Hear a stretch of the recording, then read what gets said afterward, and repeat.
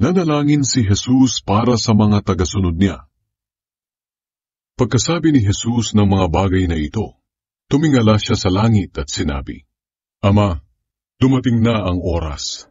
Parangalan mo ako na iyong anak, para maparangalan din kita. Sapagkat binigyan mo ako ng kapangyarihan sa lahat ng tao, para mabigyan ko ng buhay na walang hanggan ang lahat ng taong ibinigay mo sa akin.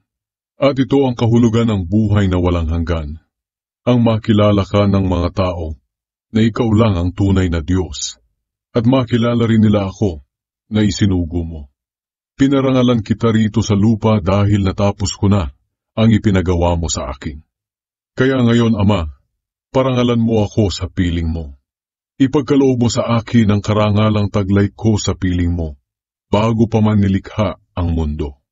Ipinakilala kita sa mga taong pinili mo mula sa mga tao sa mundo at ibinigay sa akin. Sila ay sa iyo at ibinigay mo sila sa akin. At sinunod nila ang iyong salita. Ngayon alam na nila na ang lahat ng ibinigay mo sa akin ay nanggaling sa iyo. Sapagkat itinuro ko sa kanila ang mga itinuro mo sa akin. At tinanggap naman nila. Sigurado silang nagmula ako sa iyo. At naniniwala silang isinugo mo ako. Idinadalangin ko sila. Hindi ako nananalangin para sa mga taong makamundo, kundi para sa mga taong ibinigay mo sa akin.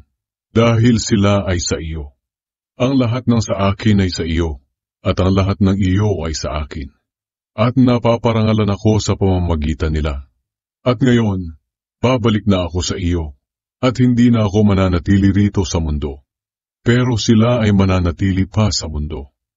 Banal na Ama, ingatan mo sila sa pamamagitan ng kapangyarihang ibinigay mo sa akin, upang sila'y maging isa katulad natin. Habang kasama nila ako, iningatan ko sila sa pamamagitan ng kapangyarihang ibinigay mo sa akin. Iningatan ko sila at walang napahamak sa kanila, maliban sa taong itinakdang mapahamak para matupad ang kasulatan. Ngayon ay babalik na ako sa iyo. Sinasabi ko ang mga bagay na ito habang nandito pa ako sa mundo, para lubos silang magalak tulad ko. Itinuro ko na sa kanila ang salita mo. Napupuot sa kanila ang mga taong makamundo, dahil hindi na sila makamundo. Tulad ko na hindi makamundo. Hindi ko idinadalangin na kunin mo na sila sa mundo, kundi ingatan mo sila laban kay Satanas. Hindi sila makamundo, tulad ko na hindi makamundo. Ibukod mo sila upang maging iyo sa pamamagitan ng katotohanan. Ang salita mo ay katotohanan. Isinugo mo ako rito sa mundo, kaya isinusugo ko rin sila sa mundo upang mangaral. Alang-alang sa kanila, itinatalaga ko ang aking sarili sa iyo, upang sila man ay maitalaga sa iyo sa pamamagitan ng katotohanan. Ang panalangin ko ay hindi lang para sa kanila na sumasampalataya sa akin, kundi pati na rin sa mga sasampalataya pa sa akin sa pamamagitan ng pangangaral nila. Idinadalangin ko sa iyo, Ama, na silang lahat ay maging isa gaya natin. Kung paanong ikaw ay nasa akin at ako'y nasa iyo, naway sila man ay sumaatin, para maniwala ang mga tao sa mundo na ikaw ang nagsugo sa akin. Binigyan ko sila ng karangalan tulad ng ibinigay mo sa akin, upang sila'y maging isa katulad natin. Nasa kanila ako at ikaw ay nasa akin, para sila'y lubos na maging isa.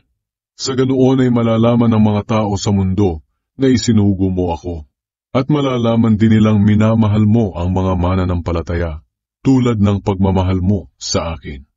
Ama, gusto ko sanang makasama sa pupuntahan ko ang mga taong ibinigay mo sa akin, para makita rin nila ang kapangyarihang ibinigay mo sa akin. Dahil minahal mo na ako bago pa man nilikha ang mundo.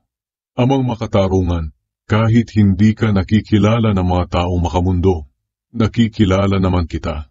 At alam ng mga mananampalataya na ikaw ang nagsugo sa akin.